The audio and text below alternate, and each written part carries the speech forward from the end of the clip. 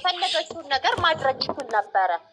ያንን ነገር ግን ሳያረግ በሂደት ነው ያደረገ። እኔ አሁን ላይ ነው በደንብ እየገባኝ ሄደው እንጂ መጀመሪያ ላይ በጣም እንትን እያልኩ ነበረ፣ እየተጓው ነበረ 50-50 ሆኜ 25% 75%ቱን አልተማመንኩበትም ነበረ። ግን ልክ ብቻ በመጨረሻዋ ሰዓት ላይ ያችን ነገር ተግባራዊ ሲያደርግ በጣም ደስ አለኝ። ካሁን በኋላ ግን ወደኋላ ከተመለሰ እኔ እንጃ ያብዳል እንጂ በህይወት ይኖራል ብዬ አላስብም። አብርሃም አይመለስም። እኔ አብርሃም ይመለሳል ብዬ አላስብም። ግን ምናልባትችን ሄርሜላን አሁን በቀደማ ላይ እንትና ሁለት ሆነው መጤ ጓደኛው ማን አንዴ የሆነ ጓደኛ ይሄ ቤት የተከራየችለት ልጅ ማነው ስሙ? ጀማል አማን እና ጓደኛው መጥቶ ያሏትን ሰምተሻል አይደለም? ከሀገር ውጡ ብሎ ቁጭ ለምንድነው ከሀገር የሚወጡት? አልወጣም አለች እኮ ጎበዝ። እንዴ ጀግና መብራንን የሴት ጀግና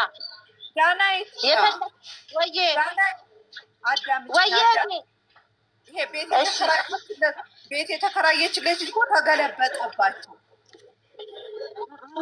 ትናንትና ቪዲዮ ሰርተዋል እኮ ተገልብጦባቸው። አማኑ አይደለም ጆን ነው የተገለበጠባት። እሱም ተቀየራሉ። ጆን ተገልብጦባታል። ጆን ከብዙ ሲያወራ አይቼዋለሁ። አማኑ ግን አይደለም። አማኑ ለቷ ነው ጠበቃ። አማንማ መቼም አይከዳትም።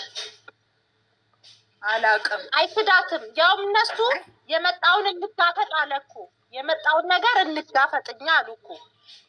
እሷ በሀገር ይጋፈጥ ለምደ ከሀገር ነው ምን ታመጣለች? እውነት አዩ ምናምን እነዚህ እና ዮቤል ምናምን የሚባሉት ምን አባቶች ያመጣሉ? በቃ ከተፈታቸው ሄርሜላ በለዚያ እኔ በህግ ሄዳለሁ እኮ አለች። እውነት ነው። ሰባት እውነትም እንትን የፈጠረ እዛ ሀገራቸው ምንድን ነው እዛ ሀገራቸው ላይ ነው ተረበላት። ሶስት ጊዜ ነው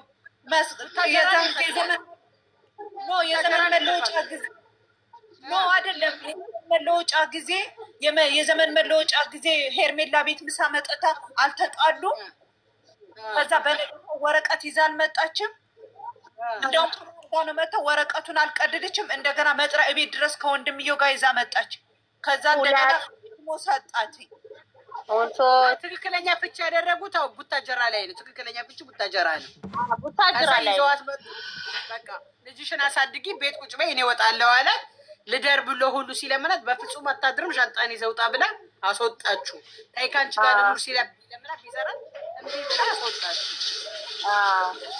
ወጣ እንጂ ፍቺ ያደረጉት ቡታጀራ ነው። ስለዚህ 7 ወር 6 ወር አልፏቸዋል ከተፋቱ የዛን ጊዜ አስፈረመች። መብቱ ነው እሱ ማግባት። ኤርሜላም ደግሞ አሁን መክሰስ መብቷል። ከዚህ በፊት ኤርሜላ ንግግር ታቀምጣለች። ማሻአላ ጎበዝ ናት ኤርሜላ። እንደ በተርቱ ነስ በእናትሽ ጀግና እግዚአብሔር ቆራጥ የልጅ አዋቂ ማርያም። ሴቶች እኮ በንግግር የረታቻት እኮ እሷ ብቻ ናት። በንግግር የረታቻት እሷ ብቻ ናት። እውነት ነው። አሁን የመጡትን ሁሉ መንጋጭናቸውን በጤፍ እያጮለቻ ነበር የምትሸኘው። ኤርሜላ ግን እንኳን ልትመጣት ቀና ብላ እንኳን የምታያት አንዳንድ በጎች በሚሰጡት ኮመንት ነው እንጂ ሄርሜላ ራሷን አስከብራ የምትከበር ሴት ናት ብላታለች እኮ። እኔ እንደ ሌሎቹ እንድች የምትመስል ሰው አይደለሁም ብላታለች እኮ። እንደ ሌሎቹ ዝም የምል ሰው አይደለሁም ብላታለች። አብርሃምም ደግሞ በእሷ ስለተማመነ ነው እዛ ያላት። አብርሃም ተማምኖባት እንደው ዛሬ በሆነ ነገር ካልተሰዱት በስተቀረ እውነት አብርሃም ተማምኖባታል። በጣም ሄርሜን በጣም የወደዳት ብሏል እኮ። አገላለጹ ምንድን ነው ያለው? ካገኘኋቸው ሴቶች በላይ ካየኋቸው ሴቶች በላይ ብዙ ሴቶች አይቻለሁ። እንደሷ ከሁሉም በላይ ናት ብሏል። በላይ ነች ተባለች። ታዲያ ከዚህ በላይ ደመቁ ለምን አትናደድ? ለምን አታል? ደመቁ ማረር ያለችው አንድ በዛ ነው። በደመቁ ግን እንዳች ታውቂያለሽ፣ አሁን እንደሚመስለኝ ከሆነ አማራ ፈልጋቸው ፈልጋ ነው እንጂ አብርሃምን ፈልገው አይደለም።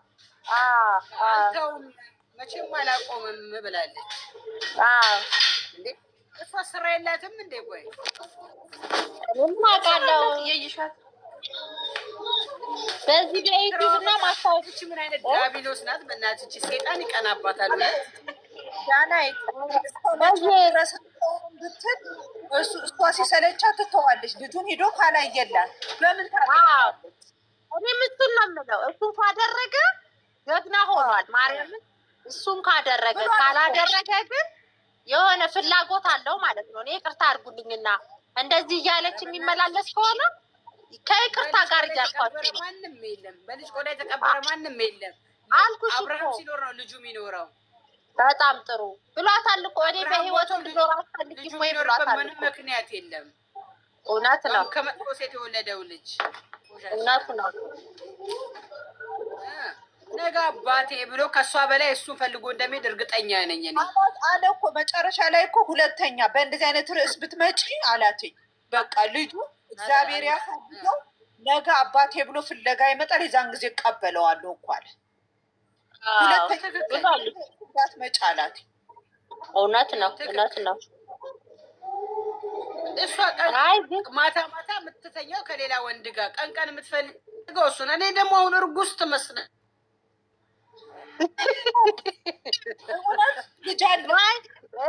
ጉጅባ ሳልነግራችሁ ትላንትና ማታ ከእናንተ ካልተኛ የምትልበት ምክንያት ሆዶ አስቀሪታለ። አዳምጪማ አዚዛዬ፣ ትላንት ምን አረኩ መሰለሽ? ዳኒ ላይቭ ላይ ገብቶ ነበር። አትይም ገባሁኝና አንተ ወንድ ጠፍቶ ነው ወይ? ለምንድን ነው ሌላ ወንድ ጠፍቶ ነው ወይ? ለምን አታስቆማትም አልኩት። አሀ ባሏ ነው ምን አገባሽ አለኝ። እና ታዲያ ወንድ ስለጠፋ መሰለኝ የሄርሜላ ነው አልኩኝ። ከዛ በኋላ ደግሞ ነግሬው፣ ከዛስ ምን አለበት አንተ አግብተህ ብትገላግለን አላልኩትም። ከዛ ምን ቢለኝ ጥሩ ሳቀና ዝም አለኝ። መልስም አልመለሰልኝ። ዩቱብ ላይ አይቼዋለሁ፣ ሰምቼዋለሁ ንግግሩን። እግዚአብሔር ይመስገን የዳኒ ይሆናል ገርሞኝ ብታይ ለራሴ በታቅኔ ሞት እንዲህ ስል ሰምተሽ ነው እንዴ? ሸቀሽቃታል እኮ እናንተ በንጹህ የሚወጣ መስላችሁ ነው ከዛ ቤት። አይ ግን ሰምታችሁ ከሆነ አብርሃም መጨረሻ ላይ የተናገረው መልካም ጊዜ ይሁንላችሁ ያለው ለምንድን ነው ነው? እኔ ግራ የገባኝ ነገር ይሆን የሚያውቀው ነገር አለ። መልካም ዳኒ እኮ ያፈቅራታል ድሮ አይደለም እንዴ? ስለዚህ አሁንም ቢሆን ሴጣንም እኮ ክፉ ነው። አንድ ቤት አንድ ሴትና አንድ ወንድ አንድ ቤት ከሆነ ግድ ነው የሆነ ነገር ይመጣል፣ ይነካካሉ።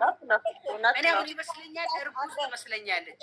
አብርሃምን ግባ ግባ የሚሉት ሊያላክኩበት ነው ይሆናል እንግዲህ።